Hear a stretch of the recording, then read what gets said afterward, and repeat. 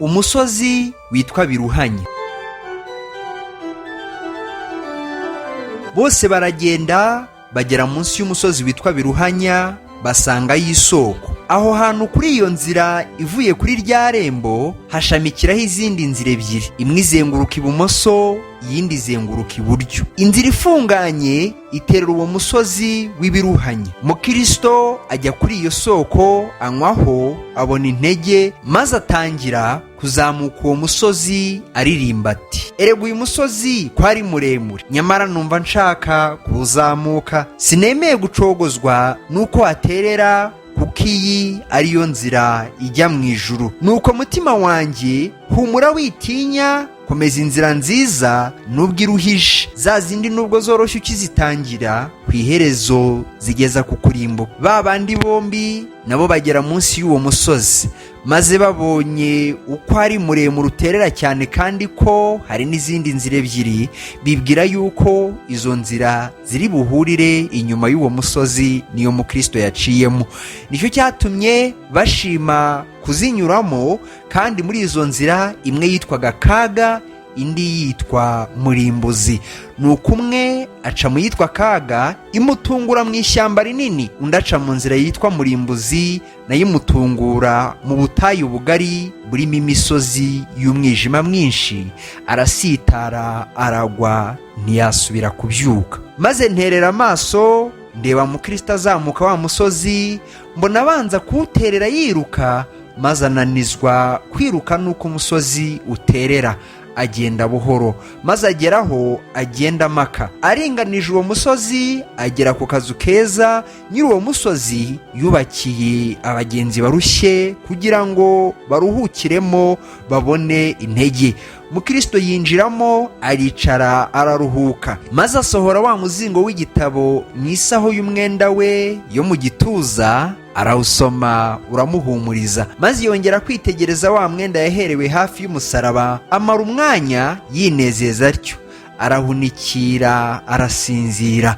Nicyo cyatumye atinda akageza nimugoroba. Kandi agisinziriye, wa muzingo w'igitabo uramunyinyuka ugwa hasi. Nuko haza umuntu aramukangura ati, wa munyabute we, genda urebe ikimonyo, witegereze uko kigenza kandi ugira ubwenge. Uwo mwanya Mukristo arahaguruka, agenda yihuta, agera mu mpinga y'uwo musozi. Ageze hejuru yawo ahura n'abantu babiri biruka cyane, umwe yitwaga Bwoba, undi yitwa Mutiringira. Mukristo arababaza ati, ko mukimiranye mwiruka, mubaye iki? Bwoba aramusubiza ati, twajyaga mu rurembo Siyoni, kandi twari tumaze kuzamuka wa musozi uruhije, ariko uko twajyaga imbere niko twarushagaho kujya mu kaga, nicyo gitumye duhindukira tugasubira inyuma. Mutiringira nawe abwira Mukristo ati, ni koko imbere bugufi mu nzira duturutsemo hari intare ebyiri ziryamye, niba zisinziriye niba ziri maso ntitubizi. Ntitwashidikanya yuko iyo tuzigeraho ziba zidutanyaguye mu mwanya. Mukristo ati, munteye ubwoba, ariko mpungire. Nasubira mu gihugu cyacu cyiteguriwe umuriro n'amazuku, sinabura kurimbukirayo. Nabasha kugera kuri rwa rurembo rwo mu ijuru, sinabura kubayo mu mahoro. Nicyo gitumye nkwiriye kwihara. Gusubira inyuma ni kwabura kunzanira urupfu, kujya imbere kuzana gutinya urupfu, ariko hirya yarwo ni ubugingo budashira. Noneho ndajya imbere. Bwoba na Mutiringira bamanuka biruka, baragenda. Mukristo akomeza inzira, ariko yongeye kwibwira ibyo yumvanye babandi, ashakira mu isaho y'umwenda we wa muzingo w'igitabo, arawubura. Maze arababara cyane, ashidikanya icyo ari bukore, kuko abuze icyamuhumurizaga cyamwinjirishije mu rurembo rwo mu ijuru. Amaze akanya ashidikanya, yibuka ko yasinziriye muri ka kazu ko mu mbavu z'umusozi, arapfukama asaba Imana kumubabarira icyo cyaha.